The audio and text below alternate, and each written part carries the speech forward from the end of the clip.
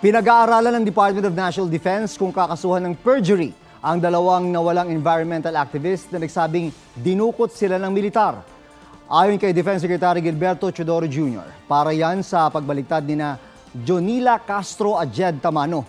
Sa nakasaad sa kanilang affidavit na voluntaryo silang sumuko sa mga otoridad.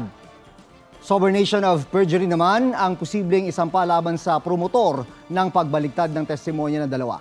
Ayon sa Public Attorney's Office, may video sila ng paggawa ng affidavit ng dalawa sa harap ng isang PAO lawyer. Patunay raw ito na walang tinakot at kusang loob ang ginawang salaysay.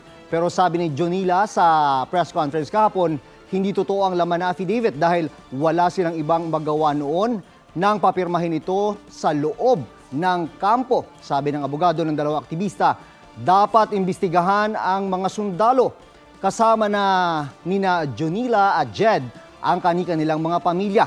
Sabi naman ng Philippine Army, walang sisibakin sa ngayon sa mga tauhan nilang humawak sa dalawang aktivista.